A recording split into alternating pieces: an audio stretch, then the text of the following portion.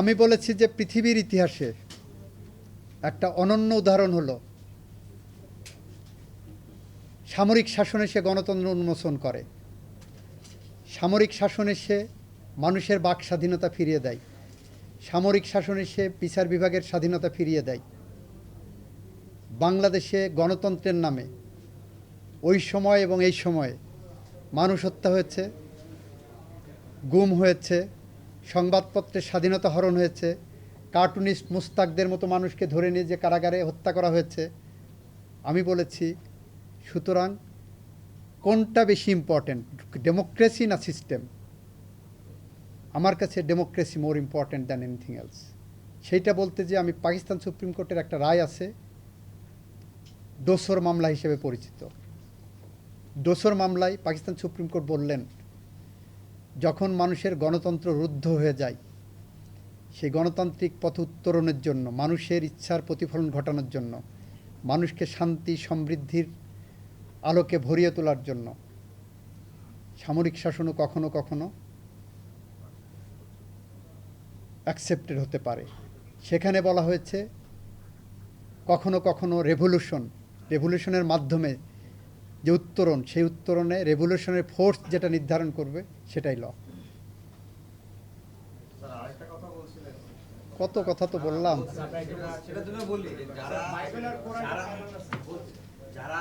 যারা তত্ত্বাবধায়ক সরকার বাতিলের পক্ষে ছিল তারা এখন দেশের বাইরে তত্ত্বাবধায়কের জন্য হাহাকার করছে। আমাদের অ্যাডিশনাল অ্যাটর্নি জেনারেল দুইজন, ওনারা এই পয়েন্টে খুব সোচ্চার। যারা তত্ত্বাবধায়ক বাতিল চেয়েছিলেন তারা তত্ত্বাবধায়কের দাবি তুলেছেন। এটা নেক্সট ডেতে আইনি পরিকাঠামো 1950 সালে আমেরিকান সুপ্রিম কোর্টের একটা জাজমেন্টের মধ্যে এই সাবজেক্টের উপরে কিভাবে উত্তর দেওয়া হয়েছে ওইটা নেক্সট ডেটে পড়বে। 72-এর বলছি যে 72-এর সংবিধান যদি এই জুলাই বিপ্লবওয়ালারা বিজয় শক্তি ঐক্যবদ্ধভাবে বলতে যে আমরা 72 সংবিধান চাই না, আমরা নতুন সংবিধান রচনা করতে ঐক্যবদ্ধভাবে, তাহলে সেটাই হতো সংবিধান। অ্যাজ এ হোল ছুঁড়ে ফেলতে চাইনি। এই জায়গাটা মিসকোট আপনারা করবেন না। 72 আমি বলেছি যে বিজয়ী শক্তি ঐক্যবদ্ধভাবে, তাদের মধ্যে বিভেদ থাকলে হবে না, ঐক্যবদ্ধভাবে হতে হবে। এই শব্দটা যদি চাইতো। আমি বলেছি যে আমাদের বাংলাদেশের মাঠে ঘাটে আলপথ মেঠোপথে লোকজন বলে হাকিম নড়ে তো হুকুম নড়ে না।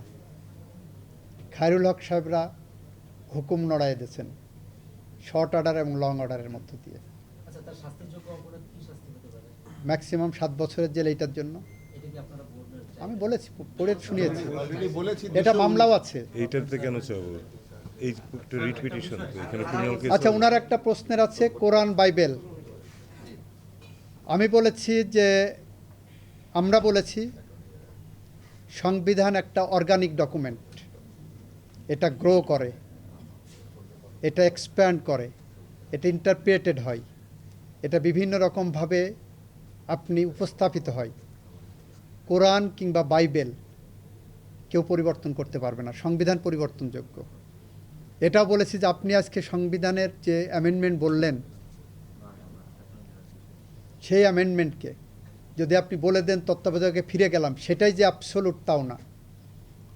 এটাও জনগণ চাহিদা অনুসারে, জনগণ যদি মনে করে যে এইটাতে তার ভোটাধিকার নিশ্চিত হচ্ছে না, জনগণ ইচ্ছা করলে ওর বিরুদ্ধে সংগ্রাম করতে পারবে। আমরা 8 দিন ধরে যে শুনানিটি শুনছি, সবাই দাবি হচ্ছে যে পরের নির্বাচন থেকে এটা ইমপ্লিমেন্ট হোক, তাহলে এই অন্তর্বর্তীকালীন সরকারের অধীনে যে একটা সুষ্ঠু নির্বাচন হবে, এই বিষয়ে সবাই নিশ্চিত হচ্ছে। ধীরে ধীরে আমাদের বলা এখনো শেষ হয়নি, অপেক্ষা করেন। আপনাদের, আমরা পীর পয়গম্বর না, বাট আপনাদের সাথে চলাফেরা করতে যেয়ে আপনাদের মনের ভাষা কিছুটা বুঝি। কোন প্রশ্ন করবেন, সব প্রশ্নের উত্তর আমাদের আর্গুমেন্টের মধ্য দিয়ে শেষ করা।